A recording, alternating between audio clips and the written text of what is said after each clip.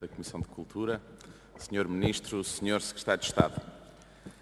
Sr. Ministro, ouvi-lo só mesmo num plano de criatividade e de alguma ilusão é que poderíamos aceitar como válidas todas essas premissas que o Sr. Ministro hoje vem anunciar e enunciar ao Parlamento.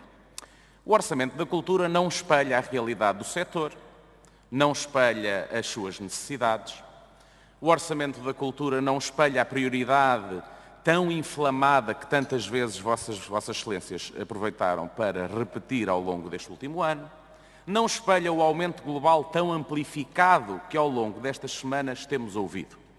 E não é muito difícil, Sr. Ministro, descaracterizar e desmontar esta engenharia orçamental que é certo que merece um certo reconhecimento pela sua expressão criativa, não estivéssemos nós a falar de cultura num sentido muito lato.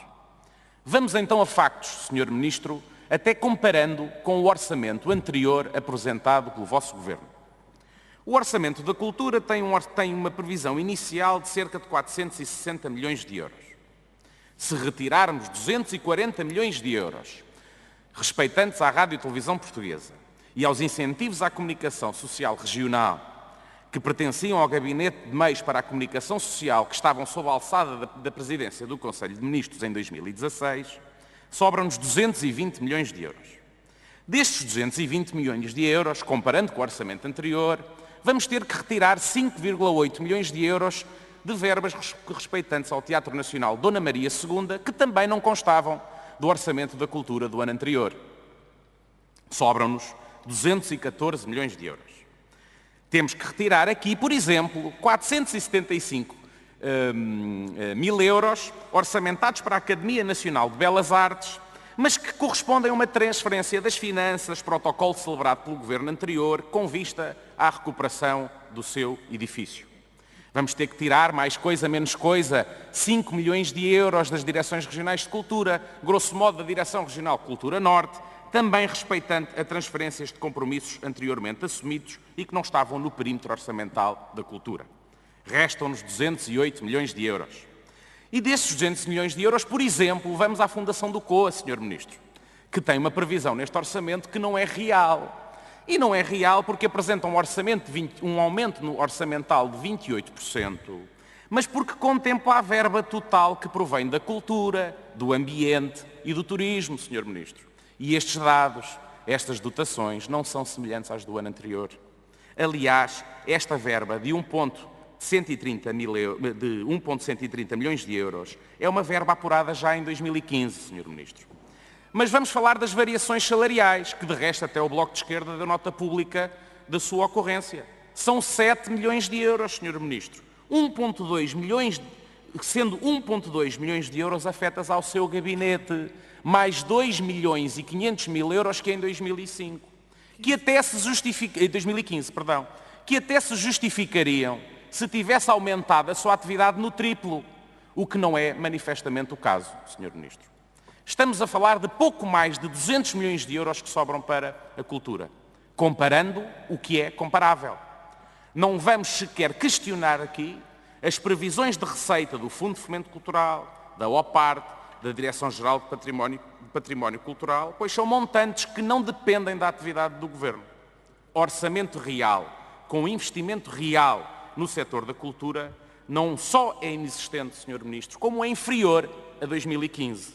E, de facto, tenho que concordar com a Sra. Presidente da Comissão de Cultura quando diz que é, de facto, o parente pobre deste Governo, ou que Portugal é um país sem futuro se não tiver investimento na cultura. O que me leva a questionar, Sr. Ministro, se isso não o envergonha. Se não envergonha um tal governo patriótico e de esquerda, para quem a cultura andou sempre no céu da boca, mas que afinal não passa tudo de um grande fogotório. Mas se não envergonha também aqueles que durante anos, nomeadamente nos nossos governos, reclamavam inflamadamente um orçamento de 1% do PIB em relação à cultura, quando este orçamento não passa de 0,1% do PIB. Há, de facto, Sr. Ministro, um aumento na Direção-Geral das Artes. Sejamos justos.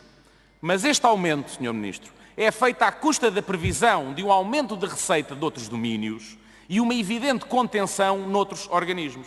E também convenhamos, Sr. Ministro, as peças dos museus e as paredes dos edifícios não gritam, e isso ajuda muito.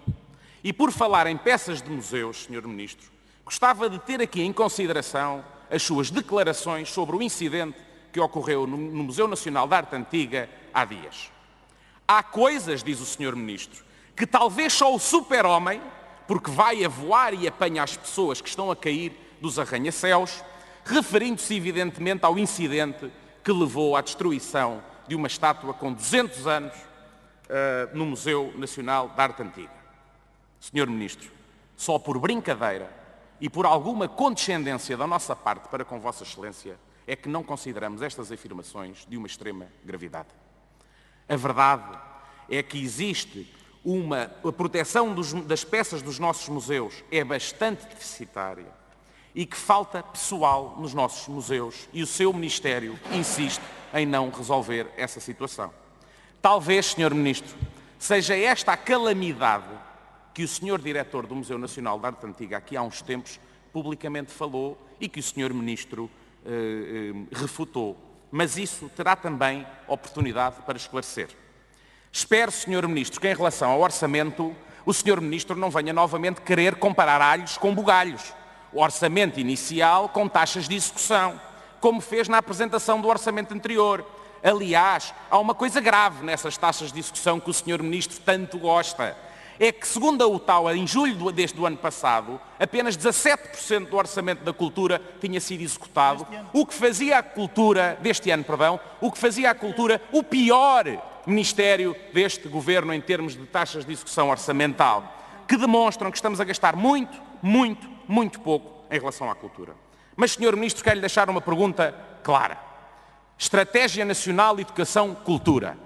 O Ministro realizado em 2015, com o Ministério da Cultura e o Ministério da Educação.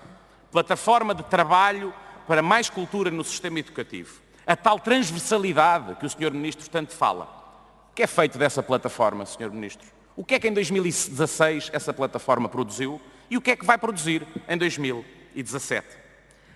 Mas, Sr. Ministro, 30 segundos.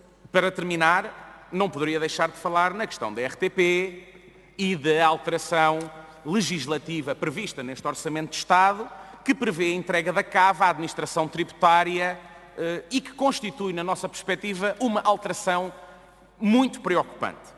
No debate da Generalidade, eu tive a oportunidade de questionar o Sr. Ministro das Finanças sobre esta matéria, que me respondeu que isto decorria de umas recomendações do Tribunal de Contas.